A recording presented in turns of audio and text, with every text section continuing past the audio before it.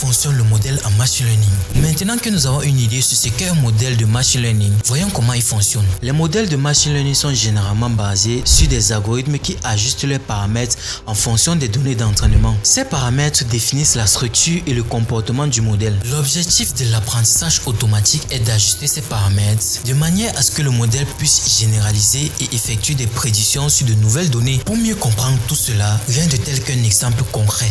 Supposons que nous ayons un ensemble de données contenant des informations sur le prix des maisons en fonction de leur superficie. Pour créer un modèle qui va prédire le prix des maisons en fonction de la superficie, nous allons procéder en ces 6 étapes. Première étape, nous allons importer les bibliothèques.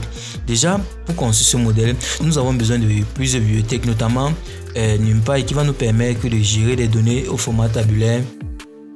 Ensuite, nous aurons besoin de Panda qui va nous permettre de créer des datasets. Ensuite, nous avons besoin de Scikit-learn qui comporte l'algorithme pour créer le modèle de régression linéaire dont nous avons besoin. Dans Scikit-learn, nous allons utiliser le sous-ensemble de Scikit-learn qui est Linear Model, dans lequel nous allons importer Linear Regressions, qui est en fait l'algorithme dont nous avons besoin. Nous allons l'exécuter pour voir si nous n'avons pas fait des bêtises. Donc tout est bon. Ensuite, nous avons besoin des datasets. Nous avons besoin de charger les données. Excusez-moi pour l'erreur ici. Nous avons besoin de charger les données. Bon, pour charger les données, qu'est-ce que nous avons besoin? Nous avons besoin d'un dataset. Étant donné que nous n'avons pas de dataset sur la main, nous allons créer un dataset fictif. Pour l'exemple, c'est juste pour l'exemple. Alors, ce dataset aura deux colonnes. La première colonne, ça sera la superficie et la deuxième colonne sera le prix en euros. Déjà, ici, là, cette ligne juste crée une variable dans laquelle on appelle la bibliothèque Panda et on utilise DataFrame pour créer notre dataset. Lorsqu'on va exécuter ce code, on va voir que Panda lui va nous classer toutes les données que nous l'avons passées dans un tableau, permettre une bonne visualisation. Déjà, nous remarquons que nous avons pour première colonne une superficie à mètres carrés et pour deuxième colonne le prix en euros. Ok. Par la suite, nous allons définir les variables avec lesquelles nous allons travailler. Pour définir ces variables, c'est très simple. Nous aurons besoin premièrement d'une variable x. La première variable x va juste aller dans notre dataset et récupérer la première colonne qui est juste la superficie. Et nous aurons besoin d'une deuxième variable y qui va récupérer la deuxième colonne qui est le prix. Ces données seront utilisées comme données d'entraînement pour créer le modèle. Ensuite, la création et l'entraînement du modèle consiste en 2 étapes.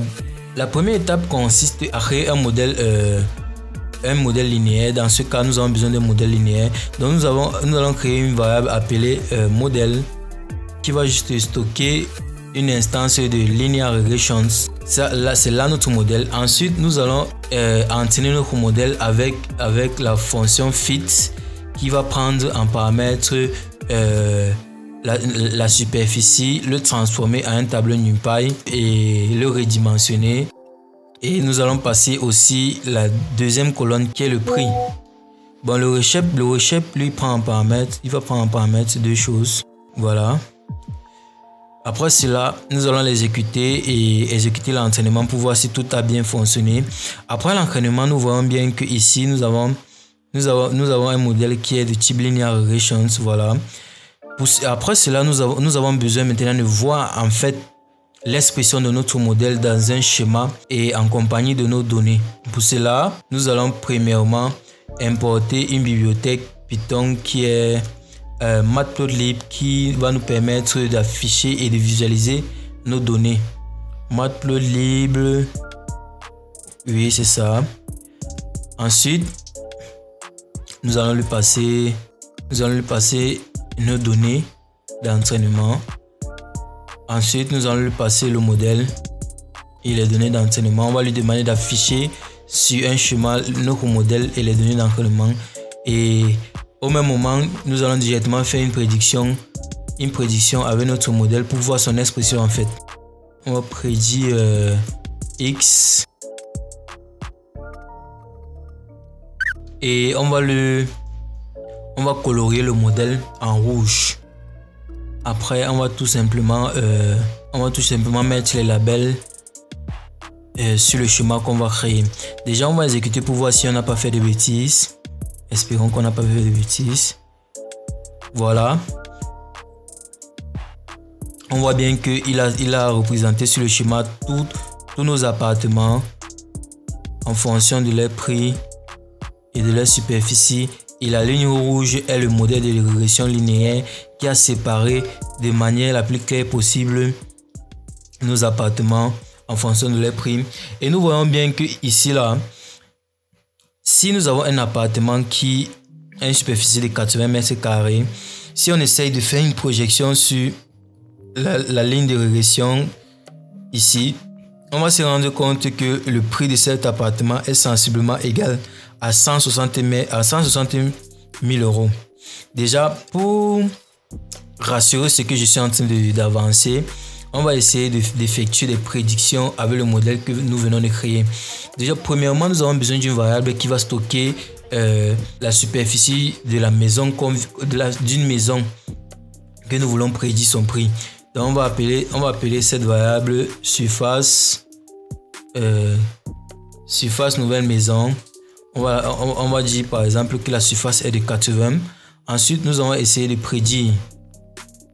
Nous allons créer une variable predictions qui est égale à, qui va prendre en paramètre qui va stocker la prédiction effectuée par le modèle.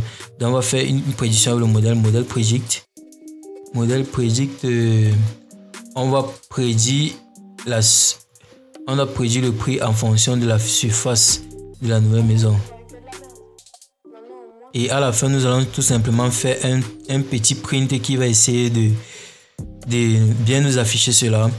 Et on va exécuter pour voir si nous n'avons pas fait de bêtises. Ok, nous n'avons pas fait de bêtises et on voit bien que cela nous retourne le prix prédit pour une maison de 80 mètres carrés est de 160 613 euros. Et nous voyons bien que sur le schéma, c'est pratiquement la même chose. Nous voyons bien que sur le schéma, si on projette 80 mètres carrés ici, on va se retrouver ici là sur les prix à 160 000 euros. Bon, pour vérifier ce que j'avance, je vais prendre le prix et je vais prendre une superficie qui existe dans le dataset, par exemple 50 mètres carrés, et on va essayer de prédire. Là, on voit que le prix de 50 mètres carrés est pratiquement sensiblement égal à 100 000 euros. Et voilà, 50 mètres carrés, c'est pratiquement égal à 150 000 euros. Et si on vient dans notre dataset, on voit bien ici là que le 50 000 euros, c'est 50 mètres carrés, son prix est de 100 000 euros. Là, on voit que le modèle se bat pas très mal. Il effectue avec précision des prédictions. Et voilà. Et si on a par exemple une villa de 1000 mètres carrés, vous voyez que c'est une donnée qui n'est pas dans notre dataset. Mais le modèle va parvenir à faire une prédiction. Et voilà le prix d'une villa de 100 000 mètres carrés.